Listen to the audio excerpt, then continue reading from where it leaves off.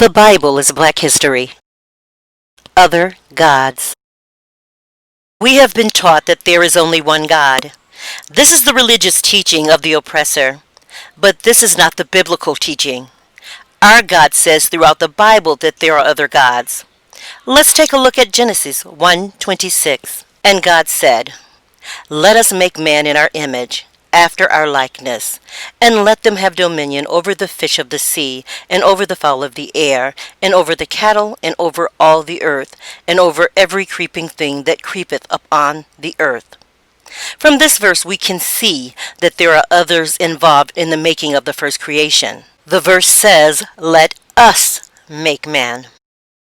Let's take a look at Exodus 20, verse 3. Here is where we were given the 10 Commandments. The first commandment implies the existence of other gods. "Thou shalt have no other gods before me." Now let's take a look at Exodus 23, verses 32 and 33. Here we are told not to covenant with the other creations and not to covenant with their gods.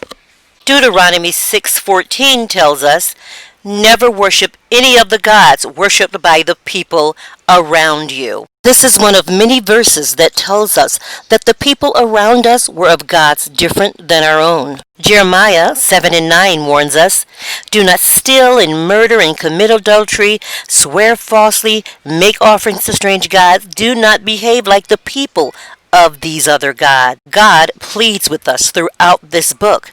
In Exodus 34:14, he warns us that he is a jealous God. If our God were the only God, this statement would not be necessary. The knowledge of other gods was known by our ancestors, and this knowledge was handed down from generation to generation.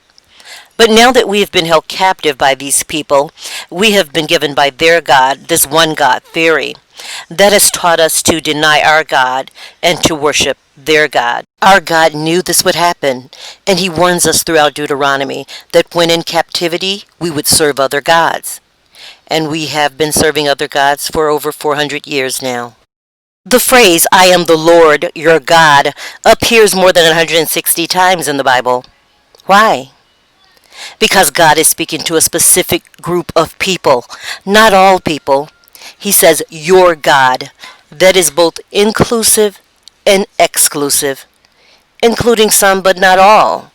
He is speaking to his creation. The second creation in the book of Genesis is God's creation of us without the involvement of the lesser gods. He created us independently to rule over us directly. Our God is also the creator of the other gods.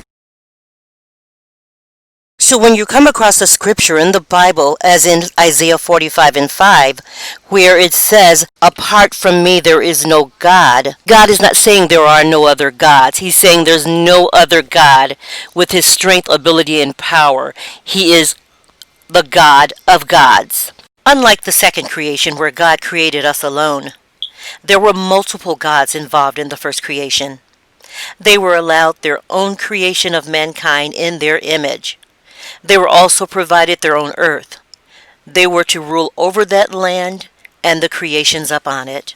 So you see, there is no suggestion that these gods do not exist.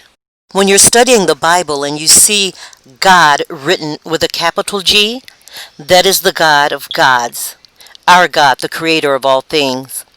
When you see God written with a lowercase g, that is in reference to the lesser gods, the gods of the people around us. And I will leave you with Matthew 10, verse 22, which tells us that everyone will hate us because of our God.